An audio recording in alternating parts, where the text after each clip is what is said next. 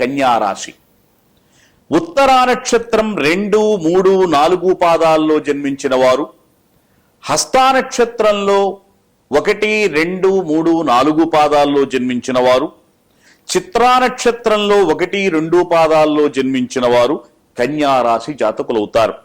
ఈ కన్యా రాశి జాతకులకి హేమలంబనామ సంవత్సరంలో ఆదాయం 2, వ్యయం 11. ఇది చాలా జాగ్రత్తగా ఆలోచించవలసిన విషయం. ఎందుకంటే ఆదాయం కంటే వ్యయం చాలా ఎక్కువ ఉంటుంది. రాజపూజ్యం 4, అవమానం 7.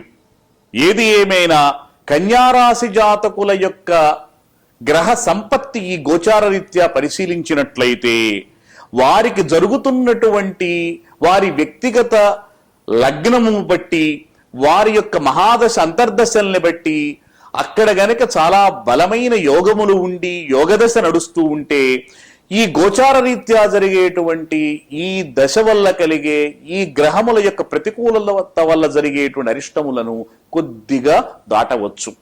అయితే దీనికి చక్కటి దైవారాధన కూడా చేసుకోవాలి.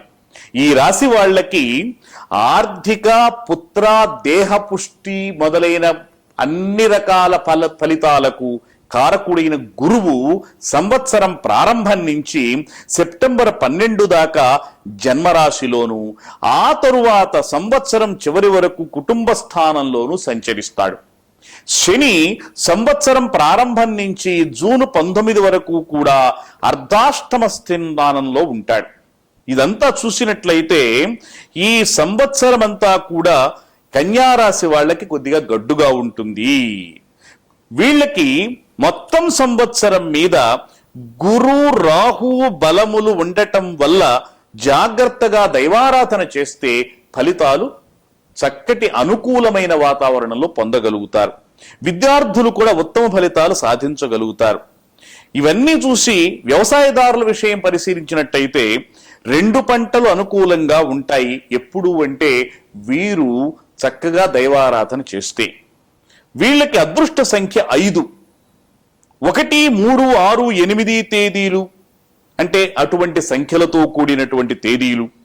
ఆదివారం, బుధవారం, గురువారం, శనివారం కలిసి వచ్చేటట్టుగా వీళ్ళు కనుక కార్యములు ప్రారంభిస్తే అవి యోగిస్తాయి.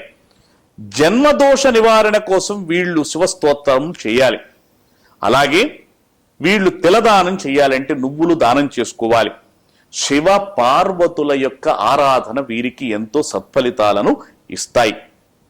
వీరు కన్యారాశి వారు ఆదాయ వ్యయముల యొక్క ప్రతికూలత వల్ల వ్యయం విషయంలో జాగ్రత్తలు వహించవలసిన సంవత్సరం ఇది. ఎందుకంటే ఆదాయం కంటే వ్యయం ఎక్కువగా ఉంది. అలాగే రాజపూజ్యం కంటే అవమానం ఎక్కువగా ఉండటం వల్ల వీరు వాక్స్థానాన్ని చాలా జాగ్రత్తగా నిగ్రహించుకోవాలి. అంటే మాటలు కూడా మితంగా మాట్లాడటం, ఇరుగు పొరుగు వారితో సఖ్యతతో ఉండటం మొదలైనవన్నీ కూడా చేసుకోవాలి. ఇవన్నీ చేసేటప్పుడు ఈ సంవత్సరం యొక్క గోచార ఫలితాలను బట్టి మనము నిరంతరము కూడా దైవాన్ని మనస్సులో ఉంచుకోవాలి.